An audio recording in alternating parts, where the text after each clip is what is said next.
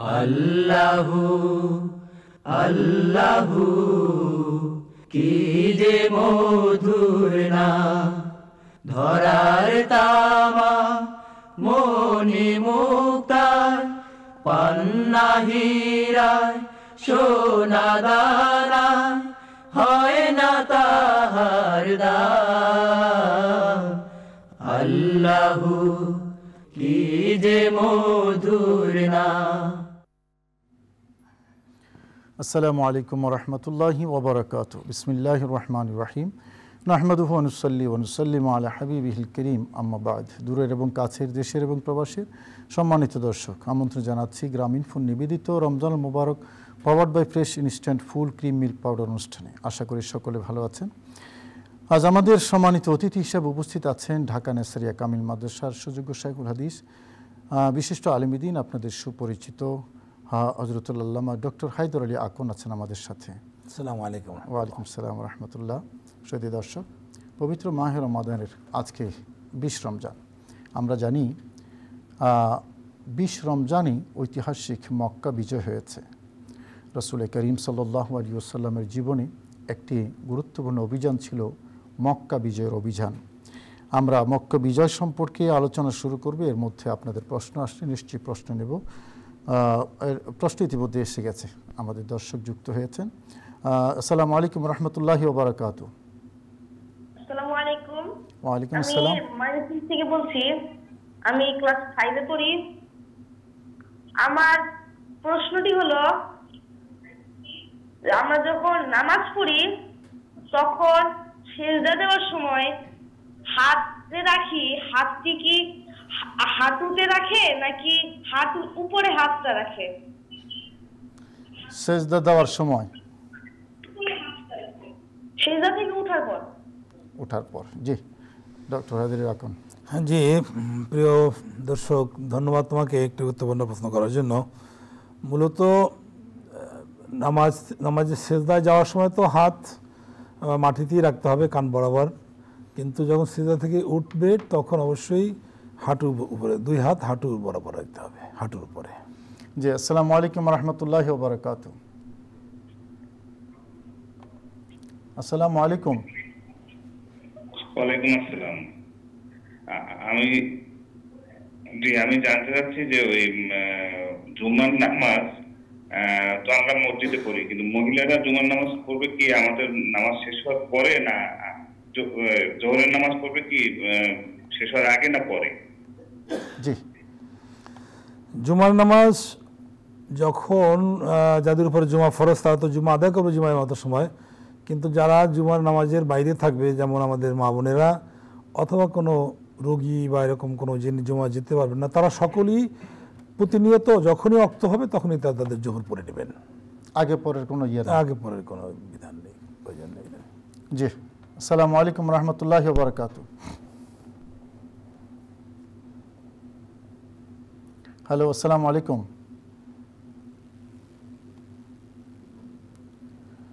দর্শক, আসসালামু আলাইকুম রহমতুল্লাহ। লাইনটা কেটে গেছে। আমরা মক্কা বিজয় সম্পর্কে একটু শুনতে চাই। জি, ধন্যবাদ আপনাকে। মূলত মক্কা বিজয় ইসলামের ইতিহাসে একটি ঐতিহাসিক এবং অত্যন্ত গুরুত্বপূর্ণ বিজয়।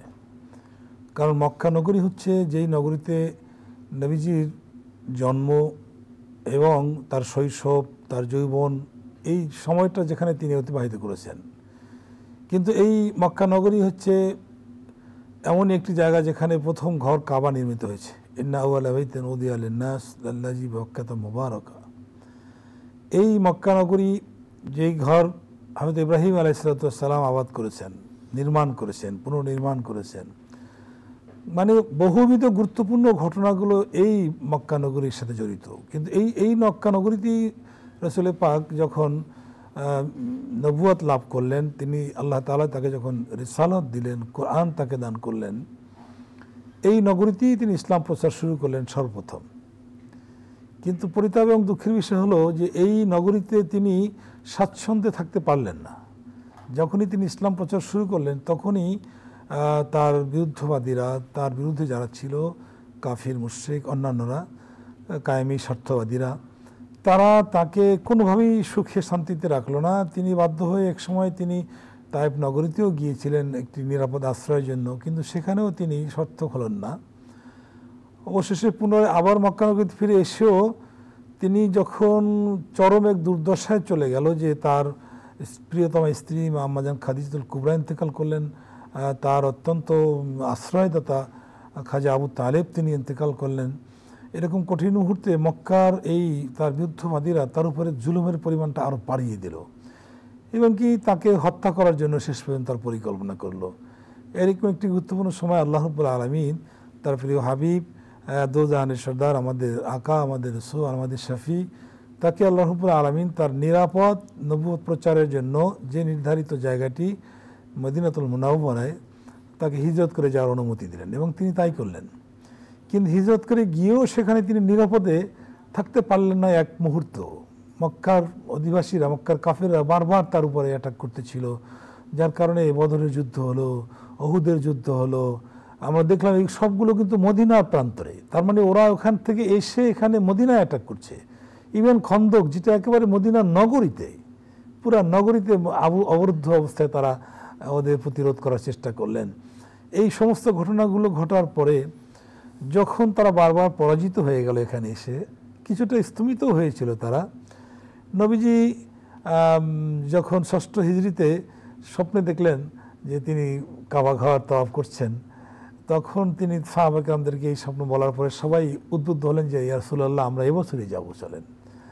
তিনি গেলেন 1400 সাহাবীদেরকে সাথে নিয়ে, কিন্তু হুদায়বিয়া নামক জায়গায় তাদেরকে চূড়ান্ত থামিয়ে দেওয়া হলো এবং মক্কার যতগুলো আদব ভদ্রতা কাটিয়েছি ছিল তারা সম্পূর্ণ বন্ধ করে দিয়ে বলল যে না, তোমাদেরকে কোনোভাবেই আমরা এবছর মক্কায় প্রবেশ করতে দিব না। যদিও মক্কার সনাতনী নিয়ম ছিল যে যে কেউ ওখানে যাবে হজের মৌসুমে, এমনকি পিতার হত্যাকারীও যদি মক্কায় প্রবেশ করে তাকে হজের মৌসুমে তারা ধরবে না, শাস্তি দিবে না, বাধা দিবে না। কিন্তু সমস্ত সনাতনী ভদ্রতা যা কিছু এগুলো সব বিসর্জন দিয়ে তারা মুসলমানদেরকে বাধা দিল, নবীজিকে বাধা দিল যে না, তোমাদের সাথে আমাদের কোনো ভদ্রতা নেই, তোমরা যেতে পারবে না। এখানেই থামিয়ে দিলেন। ওনারা বললেন যে আমরা শুধু মক্কার যে এবাদতের জন্য এসেছি আমরা এবাদত করি, আমরা ওমরা করি, চলে যাব। ওরা কোনো ক্রমেই মানতে রাজি হলো না। অবশেষে তারা একটা চুক্তি করতে এক পর্যায়ে, আমরা চুক্তির কথা শুনবো, একটা প্রশ্ন নিয়ে আসি। আসসালামু আলাইকুম রহমতুল্লাহি ওয়া বারাকাতুহু।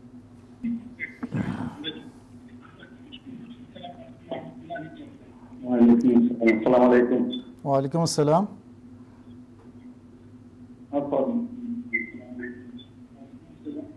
জি বলুন।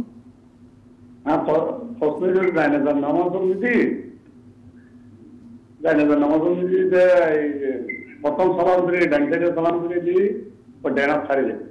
বাম হাতে সালাম দিলি, বাম হাতে সালাম দিলি, বাম হাত ছাড়ি দে। এখন সঠিক তো কোনোকে ছাড় দে, কোনোকে নছাড়ে।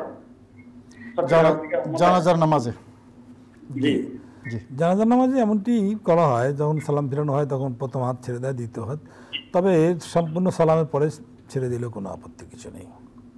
এটা কোনো ম্যান্ডেটরি কিছু না। জি, অবশ্যই কিছু। আপনি সন্ধির কথা আরেকজন দর্শক যুক্ত হয়েছেন প্রশ্ন নিয়ে। আসসালামু আলাইকুম রহমতুল্লাহি ওয়া বারাকাতুহু।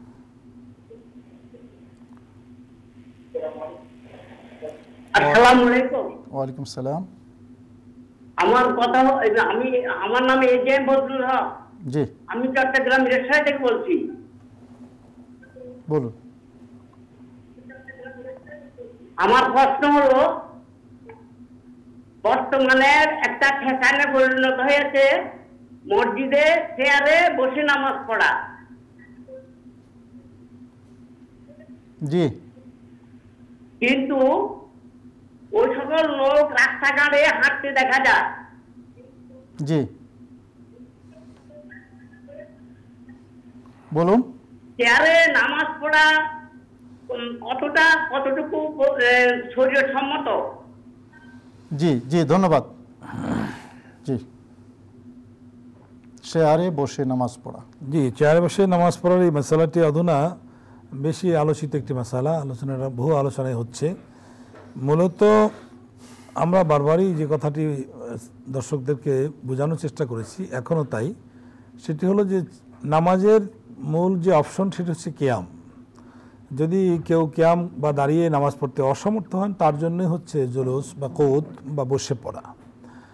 যদি তিনি বসে পড়তেও অক্ষম হন, যে তিনি বসে থাকতে পারছেন না, পড়ে যাচ্ছেন অথবা অন্য কোনো ক্ষতি হচ্ছে তার স্বাস্থ্যের, তাহলে তিনি ইশারায় নামাজ পড়বেন। সেই ইশারাটায় তিনি শুয়ে পড়তে পারেন, হেলান দিয়ে পড়তে পারেন, কেবলার দিকে পা ঝুলিয়ে দিয়ে করতে পারেন, যে কোনোভাবে ইশারায় তিনি পড়বেন।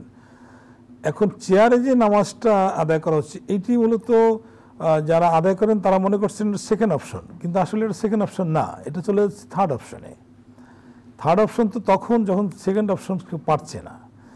তো আমরা লক্ষ্য করছি এবং আমাদের প্রিয় দর্শক যে কথাটি বললেন, যে কিছু লোককে দেখা যায় তারা টন করে হেঁটে আসছেন, একবার হেঁটে বেড়াচ্ছেন, সব কিছু করছেন, এমনকি মাঠে ফুটবলও খেলতেছেন, কিন্তু মসজিদে এসেই তারা একটা চেয়ার টেনে বসে নামাজ পড়েন। কি চাও? ডাক্তার আমাকে বসে নামাজ পড়তে বলছে, এরকম একটা কথা। তো এই যে কথাটি, এটি যদি নিজে নিজে এভাবেই করি বাহানা করে নামাজ পড়েন, ফরজ নামাজগুলো অবশ্যই এভাবে অসতর্কতার সাথে পড়া উচিত নয়। তাতে তার নামাজ বিনষ্ট হয়ে গেলে তিনি কি জবাব দেবেন আল্লাহ রাব্বুল আলামিনের কাছে। এবং আমরা যা মনে করি তাতে নামাজ বিনষ্ট হয়েও যাবে যদি তার প্রকৃত ওজর না থাকে, এমন যে তিনি ইশারার পদ্ধতিতে আছেন, মানে থার্ড অপশনে আছেন। তো সে কারণে ফরজ নামাজ ছাড়া অন্যান্য নফল বা যে সুন্নাহ নামাজগুলো, সেগুলো তার জন্য অপশন আছে। তিনি যেভাবে আরামের জন্য তিনি চেয়ারে বসে পড়লেন, তাতে নামাজ হবে, সওয়াব যদিও কম হবে। কিন্তু ফরজ ইবাদতের ক্ষেত্রে অবশ্যই এত আপনার হেলে দুলে ইচ্ছা করলেই নিজের মতন খামখেয়ালি মতন না করাটাই বেটার হবে। বরং উচিত হবে যেন একজন বিজ্ঞ আলেমের পরামর্শ নিয়ে, যে আমার যে ওজর আছে এখন, এই ওজরে আমি কি চেয়ারে বসে নামাজ পড়তে পারি কিনা, এইভাবে করে নিজে নিজে ফতুয়া দিয়ে বিপদে না পড়াটাই উচিত হবে। জি, আসসালামু আলাইকুম রহমতুল্লাহি ওয়া বারাকাতুহু। হ্যালো, আসসালামু আলাইকুম। ওয়ালাইকুম সালাম। আমি মোহাম্মদ তাজুল হাসান। আমার দুইটি প্রশ্ন ছিল। প্রথম প্রশ্নটি হলো, আমার বর্তমানে 10 বছর চলছে, আমি কোনো ইমামতি করতে পারবো কিনা।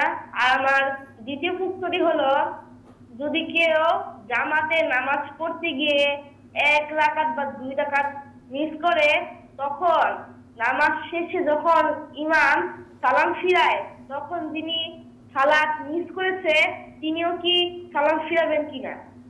জি, 10 বছরের আমাদের, হ্যাঁ দর্শক 10 বছরের হলেও এমনি পাকা আছে। তিনি তার প্রশ্ন করার ব্যাপারে তার যে দক্ষতা তিনি প্রদর্শন করলেন ভালোই। মূলত প্রথম যে প্রশ্নটি উনি করলেন যে এই বয়সে ইমামতি করা যাবে কিনা, মূলত এই বয়সটি আমরা আমাদের মতে এই নাবালেগ বয়স, এখন পর্যন্ত বালেগ তিনি হননি। সে কারণে যদি যোগ্য ইমাম, বালেগ যোগ্য ইমাম থাকেন, অবশ্যই তিনি নাবালেগ ইমামতি করবেন না, বিশেষ করে ফরজ নামাজগুলোতে নয়ই। তবে তারাবি অন্য নফল নামাজে যদি কোনো ক্ষেত্রে দেখা যায় যে এই নাবালক সে তার হাফেজে কোরআন হেফজ করছেন, ভালো তেলাওয়াত আছে, সেরকম ক্ষেত্রে হয়তো তাকে প্রাধান্য দেওয়া যায়। তাও উচিত হবে সাবালক ইমাম পাওয়া গেলে তাদের পিছনে নামাজ পড়া। দ্বিতীয়ত যে প্রশ্নটি ভাই করলেন সেটা হচ্ছে যে যদি 2 রাকাতে গিয়ে বা মাসবুক হয়ে যায়, অর্থাৎ কিছু নামাজ ইমামের কাছ থেকে তা সেদিন না পায়, ইমাম যখন সালাম ফিরাবেন, হ্যাঁ ভাই, ইমাম সালাম ফিরানোর সময় অবশ্যই মুক্তাদিকে সালাম ফিরাতে হবে না। তবে ইমাম যদি সাহু সেজদার সালাম ফিরান, তাহলে অবশ্যই তাকে এই সাহু সেজদার সাথে ইমামের সাথে সালামে অংশগ্রহণ করতে হবে। কিন্তু শেষ সালাম যেটা নামাজ থেকে বের হয়ে আসার জন্য ইমাম যখন দিবেন, তখন মুক্তাদিরা বসেই থাকবেন। ইমাম যখন 2 দিকে সালাম শেষ করবেন, তখনই মুক্তাদি জারিয়ে বাকি নামাজটা আদায় করবেন। আপনি হুদায়বিয়ার সন্ধির কথা বলছিলেন। জি, হুদায়বিয়ার সন্ধি, অর্থাৎ যেখানে এই 6ষ্ঠ হিজরিতে তাদেরকে এই পবিত্র ওমরা পালন করতে তাদেরকে দেওয়া হলো না, স্পষ্ট করে বাধা দেওয়া হলো, সুস্পষ্ট বাধা। এমনকি তারা চেয়েছিল যে ওদেরকে এমন উত্ত্যক্ত করতেছিল যেন তাদের সাথে একটা যুদ্ধের পরিস্থিতি তৈরি হয়। তাহলে তারা এই নিরস্ত্র কিছু মানুষকে তারা ওখানে ঘেরাও করে তাদেরকে মারতে পারবে নির্মমভাবে, এরকম একটা ষড়যন্ত্র তাদের ছিল। কিন্তু আল্লাহ রাব্বুল আলামিন মুসলমানদের মধ্যে ধৈর্য দিলেন, তারা নবীজিকে একান্ত অনুসরণ করলেন এবং তারা বায়াতে রিদওয়ান করলেন। সেখানে অবশেষে আল্লাহ রাব্বুল আলামিন তাদের ভিতরে প্রশান্তি দিলেন, তারা ধৈর্য ধারণ করলেন এবং নবীজি সেখানে একটি তাদের সাথে যুদ্ধবিরতি, একটা সন্ধিতে তারা আবদ্ধ হলেন। 10 বছরের এই যুদ্ধবিরতিটা বেশ কতগুলো ধারা ছিল, আমরা ধারাগুলো শুনবো। আরেকজন দর্শক যুক্ত হয়ে আছেন প্রশ্ন নিয়ে। আসসালামু আলাইকুম রহমতুল্লাহি ওয়া বারাকাতুহু। আসসালামু আলাইকুম। ওয়ালাইকুম সালাম। জি হুজুর, আমি মাগরিব থেকে ফজর পর্যন্ত এর মধ্যে যদি স্বপ্ন দেখি, এটা কি রাতে বলা যাবে? জি, আবার বলুন। হতে এশা পর্যন্ত যদি আমি কোনো স্বপ্ন দেখি, ভালো অথবা খারাপ, এটা কি হুজুর রাতে বলা যাবে কাউকে? জি, স্বপ্ন তাবিরের ব্যাপারে একটু সতর্কতা অবলম্বন করতেই হয়, কারণ স্বপ্ন তাবির এটি যেনতেনভাবে হয়ে গেলে অনেক সময় ক্ষতিকর দিকেও চলে যায়। সে কারণে যাদের কাছ থেকে স্বপ্নের তাবির শোনা হবে তাদেরকে এ ব্যাপারে দক্ষ, যোগ্য কিনা এরকম লোকের কাছেই স্বপ্নের তাবির জানতে চাওয়া উচিত। আর এরকম কোনো বাধা নিষেধ নেই যে রাতে স্বপ্নের তাবির জানতে চাওয়া যাবে না, এমন কোনো বাধা নিষেধ নেই। জি, আসসালামু আলাইকুম রহমতুল্লাহি ওয়া বারাকাতুহু।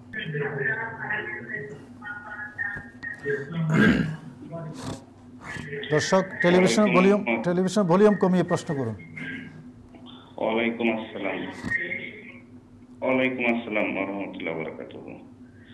ওই স্বপ্নের ভিতরে মৃত্যু মানুষকে জড়াই ধরা দেখে এবং তার সাথে যাওয়া আসা করে, হাঁটা চলা করে, এইগুলো দেখে, এটার কোনো ব্যাখ্যা দেবেন কিনা? জি, এই ব্যাপারটা মূলত এটা ভেরিফাই করে অবস্থা এবং ওই লোকটির তৎকালীন অবস্থা নিয়ে, অর্থাৎ তার মানসিক অবস্থাটা কেমন। কখনো কখনো কিছু লোক, দুর্বল অসুস্থ রোগী, তারা এরকম বিভিন্ন স্বপ্ন দেখে থাকেন অনায়াসে। এটি একটি সাধারণ স্বপ্নই, এগুলো কোনো অরিজিনালি তাত্ত্বিক কোনো শব্দ নয়। আর যদি খুবই স্বাভাবিক অবস্থায়, যিনি সুস্থ স্বাভাবিক পরিবেশে এমন কোনো স্বপ্ন দেখেন, তা কখনো কখনো ভিন্ন ভিন্ন অর্থ মিন করে। মৃত ব্যক্তিদের সাথে দেখা হলেই যে তার জন্য বিপদ, এটা নয়। কখনো কখনো এমনও হয় যে মৃত ব্যক্তি তার কাছে কিছু আবেদন করছেন, যেন তাকে একটু স্মরণ করা হয়, তাকে যেন কিছু হাদিয়া, তার কিছু ইসালে সব তার নামে করা হয়, এরকমও কিছু হতে পারে কখনো কখনো। তাই এটি সবসময় খারাপ কিছু নয়। জি, আসসালামু আলাইকুম রহমতুল্লাহ। ওয়ালাইকুম আসসালাম। বলুন। জি হুজুর, আমি মিজানুর রহমান বলছিলাম কুমিল্লা থেকে। জি, বলুন।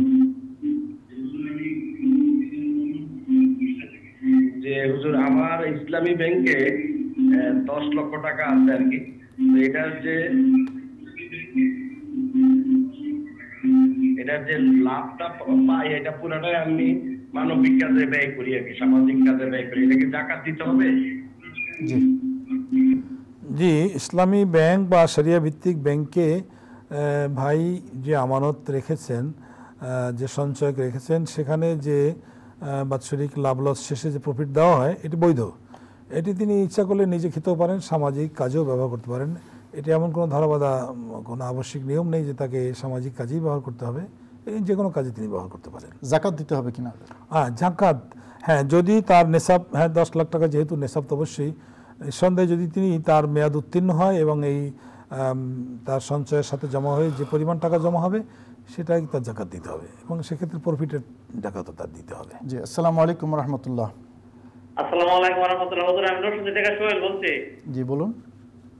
আমার দুইটি প্রশ্ন। একটা প্রশ্ন হলো, পুরুষের ক্ষেত্রে নামাজে দাঁড়িয়ে নিয়ত করার পরে নাভির উপরে, মানে নাভির মাঝখানে হাত বাঁধা যাবে কিনা? আর দ্বিতীয় প্রশ্ন হলো, আমি নামাজে দাঁড়ানোর পরে এবং বৈঠকে বসার পরে আমার চোখের দৃষ্টি কি কিবলার দিকে থাকবে, নাকি আমার যে সেজদার যে স্থান, সেজদার দিকে থাকবে? জি জি, পুরুষেরা নামাজে যখন তাকবীরে তাহরিমা বেঁধে যখন তারা দাঁড়াবেন, তখন তারা নাভি বরাবর বা নাভির সামান্য উঁচে উপরে হাত বাঁধবেন। এটাই হানাফি মাযহাব মতে সুন্নাহ। তবে কোনো কোনো মাযহাব মতে একটু উপরে, পেটের উপরে বা বুক বরাবর বাঁধারও রেওয়াজ আছে, বিধান আছে, সেটাও বৈধ। তবে হানাফি মাযহাব মতে আমরা নাভি বরাবরটাকে বৈধ বলি। আর দ্বিতীয় যে প্রশ্নটি করলেন, সেটা হলো দৃষ্টি কোথায় রাখবে? হ্যাঁ, সেজদার সময় দৃষ্টি রাখবেন নাক বরাবর। আর যখন সিজদা থেকে উঠে বসবেন, তখন তিনি তার দুই হাঁটুর মাঝখান, অর্থাৎ কোল বরাবর। রুকুর সময় দুই পায়ের মধ্যবর্তী জায়গা বরাবর। আর দাঁড়ানোর সময় সেজদার জায়গা বরাবর। তবে কেউ যদি কখনো একটু কাবামুখী বা এরকম হয়েও যদি নামাজ পড়েন এবং তাতে তার যদি মনোযোগ ভালো হয়, তাতে নামাজ সমস্যা হবে না। জি, আসসালামু আলাইকুম রহমতুল্লাহি ওয়া বারাকাতুহু। আসসালামু আলাইকুম। হুজুর, আমার একটা প্রশ্ন ছিল। জি, বলুন। আচ্ছা, বলছি হুজুর, অনেকেই দেখি মৃত ব্যক্তির নামে মসজিদ বা মাদ্রাসায় দান করে এবং এটা নাকি মৃত ব্যক্তির সওয়াব হয় অথবা পরকালীন জীবনের মঙ্গল হয়। আসলে এই ব্যাপারে ইসলাম কি বলে এটা জানছিলাম। মৃত ব্যক্তির নামে দান সদকা করলে মৃত ব্যক্তির উপকার হয় কিনা? হ্যাঁ, দান সদকা সবই তো আল্লাহ তাআলার নামেই করতে হবে। তবে সেটি যদি এমন হয় যে এই সওয়াবটা যেন মৃত ব্যক্তিরা লাভ করতে পারেন, সেরকম নিয়ত করে যদি কেউ দান সদকা করেন, নিঃসন্দেহে সেটি অনেক ভালো কাজ এবং মৃত ব্যক্তিদের জন্য অনেক উপকারী, কল্যাণকর। জি, আসসালামু আলাইকুম ওয়া রাহমাতুল্লাহি ওয়া বারাকাতুহু। ওয়ালাইকুম আসসালাম ওয়া রাহমাতুল্লাহি ওয়া বারাকাতুহু। আসসালামু আলাইকুম। ওয়া আলাইকুম আসসালাম। এই আচ্ছা, মনে করেন আমি লোকাল গাড়িতে উঠলাম, ভুলে ভাড়া দেওয়া হয় নাই, এই ক্ষেত্রে ভাড়াটা কি করতে হবে? তাকে চিনিও না, জানিও না গাড়িওয়ালা, কারণ ভাড়াটা খুবই কম, যদিও তবে 1 টাকা হলে তো তার হক ছিল, এই ক্ষেত্রে কি করা যায়? গাড়ি ভাড়া দিতে পারেননি বা দেওয়া হয়নি, এখন গাড়িওয়ালাকেও চেনেন না, তারপরে ড্রাইভারকেও চেনেন না, কি করবেন? হ্যাঁ, এমনও এটা একটি জীবন ঘনিষ্ঠ প্রশ্ন। এরকম কখনো কখনো ঘটে, এরকম আমার জীবনে একবার এরকম ঘটে গেছিল। আমি যে রিক্সাটায় উঠে এসেছি, একটা মাল দোকান থেকে নেওয়ার জন্য দাঁড়াতে বললাম, কিন্তু ও দেখলো যে দাঁড়াতে সময় লাগবে, ও চলে গেল। অর্থ 15-20 টাকা ভাড়া হয়েছিল রিক্সা ভাড়া, পরে ওকে আর খুঁজে পেলাম না। পরে এই টাকাটা আমি যেটা করেছি ওনাকে তাই করতে হবে। অর্থাৎ এইটি যদি কখনো এরকম পাওয়া না যায় লোকটিকে, তাহলে ওনার পক্ষে এটাকে আল্লাহর রাস্তায় দান করে দিতে হবে। আর যদি কখনো উনি এসে আবার তার পরিচয় দিয়ে বলেন যে আপনার কাছে আমি টাকাটা পাবো, তখন তাকে পুনরায় টাকাটা দিয়ে দিতে হবে এবং ওই যে দানটা তিনি করেছিলেন এটা তখন নিজের পক্ষে দানটা হয়ে যাবে। জি জি, আসসালামু আলাইকুম ওয়া রাহমাতুল্লাহি ওয়া বারাকাতুহু। ওয়া আলাইকুম আসসালাম হুজুর। আসসালামু আলাইকুম। ওয়া আলাইকুম আসসালাম ওয়া রাহমাতুল্লাহ। হুজুর, এই যে আমরা যে ফিতরার টাকা, জি, ফিতরার টাকা অথবা আমরা যে ফিতরার যে সা অনুযায়ী দেই, হ্যাঁ, এটা আমি কি কোনো মাদ্রাসায় দিতে পারবো? ইতিমদের মাদ্রাসায়? জি, পুরাটাই? জি, বুঝতে পেরেছি। জি, ফিতরা মূলত এটা টোটালটাই তুমাতুল মাসাকিন, দুস্থ লোকদের জন্যই। অতএব যদি কেউ এই পুরা ফিতরাটা উনি কোনো লিল্লাহ বোর্ডিংয়ে, যেখানে এতিম বা মিসকিন খাওয়া দাওয়া করে, ফ্রি খোরাকি ভোগ করে, সেখানে দিতে পারেন, নিঃসন্দেহে সওয়াব হবে এবং আরো বেশি সওয়াব হবে। তবে ওই মাদ্রাসা কমিটি একটু মানে সতর্কভাবে সেটা প্রপারলি ইউটিলাইজ করতে হবে। শুধু লিল্লাহ বোর্ডিংয়ে যারা এতিম মিসকিন যারা জাকাত খেতে পারে তাদের জন্য যেন ব্যবহার হয়, এটা নিশ্চিত খেয়াল রাখতে হবে। আসসালামু আলাইকুম ওয়া রাহমাতুল্লাহি ওয়া বারাকাতুহু। ওয়া আলাইকুম আসসালাম ওয়া রাহমাতুল্লাহি ওয়া বারাকাতুহু। আসসালামু আলাইকুম। ওয়া আলাইকুম আসসালাম। আমি চট্টগ্রাম থেকে মোহাম্মদ ফারুক বলতেছি। জি, বলুন। হুজুর, আমার প্রশ্নটা হচ্ছে যে মনে করেন আমি খতম তারাবি করতেছি, তো এখন খতম তারাবির মাঝখানে ধরেন আমার ওই হাজত ধরছে অথবা মানে প্রস্রাব খানে গেছে, হ্যাঁ, তো এখন আমি ওখান থেকে আস্তে আস্তে ওযু কালাম করি, আস্তে আস্তে দেখা যায় কি আমার 2 রাকাত বা 1 রাকাত ছুটে গেছে। জি, তো এখন আমি 1 রাকাত যখন ছুটে গেছে, এখন আমি নামাজ পড়তে বসছি, তো এখন 1 রাকাত এটা আমি পরে সালাম ফিরানোর পর আমি কি আদায় করতে পারবো নাকি এভাবে ছেড়ে দিব? বা আদায় করলে আমি কি করবো কেরাতের মধ্যে? আমি তো কোরআন শরীফ মুখস্থ জানি না। জি ভাই, এমন যদি কোনো ঘটনা ঘটে যায় কারো ক্ষেত্রে, হ্যাঁ হতেই পারে, প্রাকৃতিক কোনো সমস্যা হতে পারে, সেক্ষেত্রে তিনি তার হাজত পূরণ করে এসে ইমামকে যদি আংশিক নামাজে পান, তাহলে 1 রাকাতে তিনি পেয়ে গেলেন, 1 রাকাতে পেলেন, 1 রাকাত পেয়ে গেলেন। আর 1 রাকাত ইমাম সালাম ফিরানোর পরে তিনি চটপট করে অল্প ছোট সূরা দিয়ে আদায় করে তিনি পরবর্তী তারাবির নামাজে অংশগ্রহণ করবেন। আর যদি 2 রাকাতই না পান, সেক্ষেত্রে তিনি যদি 2 রাকাত নামাজ এই সময় পড়তে গিয়ে তার আরও 2 রাকাত ছুটে যাওয়ার সম্ভাবনা থাকে, তাহলে তিনি আর জোরাবেন না, তিনি বাকি নামাজ ইমামের সাথে পড়বেন। পড়ার শেষে তিনি বেতরে শরিক না হয়ে তিনি বরং তারাবিটা পড়বেন, পরে ইমামের সাথে শেষের দিকে শরিক হবেন। জি, আসসালামু আলাইকুম ওয়া রাহমাতুল্লাহ। ওয়া আলাইকুম আসসালাম। আসসালামু আলাইকুম। ওয়া আলাইকুম আসসালাম। হুজুর, আমি বলছিলাম যে রমজান মাসে বেশি বেশি নফল নামাজ পড়লে বেশি সওয়াব না বেশি বেশি কোরআন শরীফ পড়লে বেশি সওয়াব? জি ডক্টর হাদিস, যে ভালো কোশ্চেন করছেন। মূলত তেলাওয়াত হচ্ছে নফল ইবাদতের মধ্যে আফদল ইবাদত। তেলাওয়াত হচ্ছে উত্তম একটি ইবাদত, অর্থাৎ তেলাওয়াত এটি সেরা শ্রেষ্ঠ ইবাদত, এতে কোনো সন্দেহ নেই। এবং সেটি এই কোরআন নাজিলের এই মাসে, রমজান মাসে, এটার মর্যাদা আরও বেশি। অতএব নফল নামাজও তিনি পড়বেন, তবে সেক্ষেত্রে কোরআনের ভিতরে একটু বেশি মনোযোগী হওয়াটা রমজানুল মুবারকে আরো বেশি সওয়াবের কারণ হবে। দুইটাই করুক না, দুটোই করবেন। জি দুটোই করবেন। জি, আসসালামু আলাইকুম ওয়া রাহমাতুল্লাহি ওয়া বারাকাতুহু।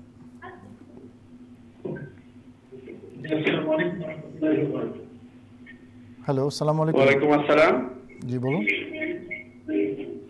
হুজুর, আমার প্রশ্ন হলো, যারা আমরা আল্লাহ পাককে ভয় করি এরা তো আমরা নিশ্চয়ই আমরা রোজা রাখি, কিন্তু আমার অপর দিকে যারা আল্লাহকে ভয় করে না তারা মানে ওপেনেই রাস্তাঘাটে বিভিন্ন দোকানপাট খোলা রাখা তারা ওপেনে খাওয়া দাওয়া করতেছে। মানে তাদের ভিতরে তো যে পরকালের যে একটা ভয় সেটা কাজ করে না, কিন্তু ওই যে দুনিয়ার যে আমাদের যেটা রাষ্ট্র ব্যবস্থা ইসলামিক দেশ, সেই হিসাবেও কি কোনো বিধি নিষেধ নাই যে এইভাবে তোমরা খাইতে পারবা না, পর্দার আড়ালে খাও, কিন্তু জি সেই ব্যবস্থাটা কি? বুঝে গেছি।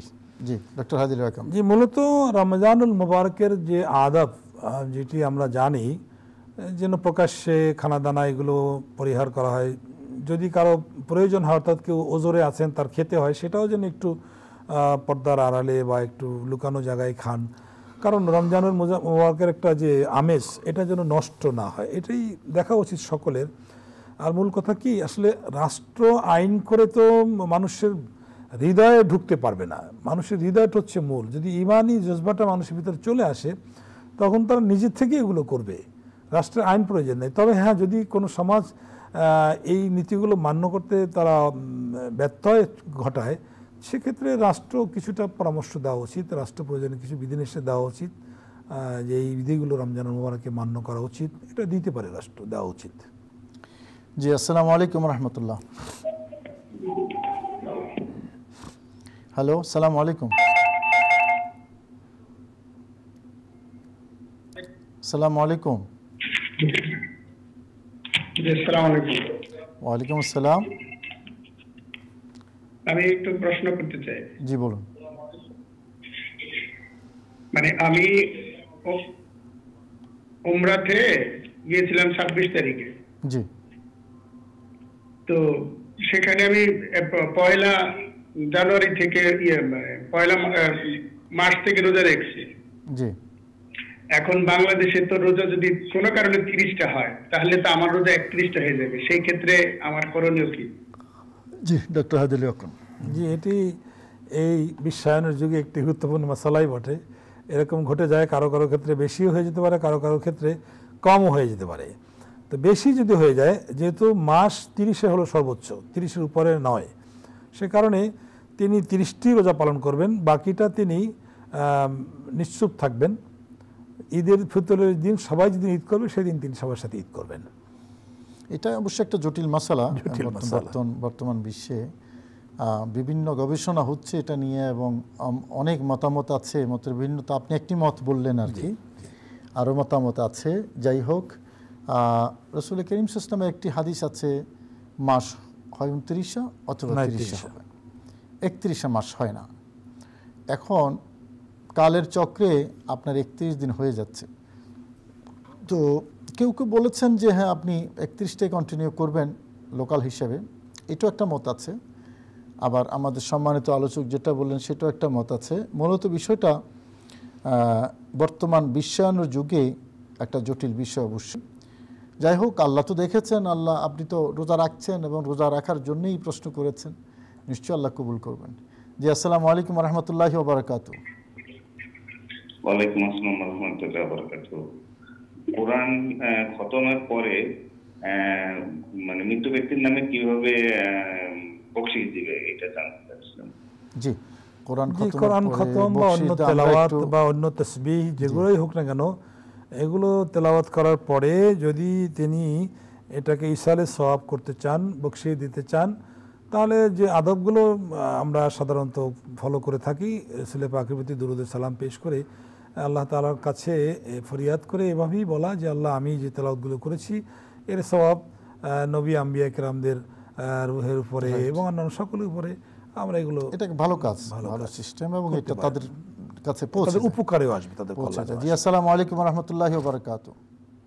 জি, ওয়ালাইকুম আসসালাম ওয়া রাহমাতুল্লাহি ওয়া বারাকাতুহু। জি, কাসেম ভাই বলছেন? জি বলছি। আসসালামু আলাইকুম কাশেম ভাই, আমি কামরুল হাসান বলছিলাম গ্রিন রোড থেকে। ভালো আছেন? জি আলহামদুলিল্লাহ, আপনি ভালো আছেন?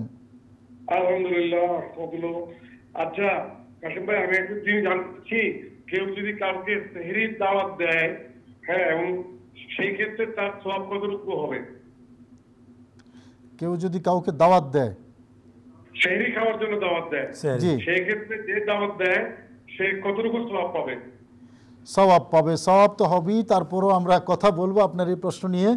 আপনাকে ধন্যবাদ। একটু বিরতিতে যেতে হবে। শুধু দর্শক, গ্রামীণফোন নিবেদিত রমজান মুবারক এই অনুষ্ঠান powered by fresh instant full cream milk powder অনুষ্ঠানে আমরা এ পর্যায়ে ছোট বিরতিতে যাব।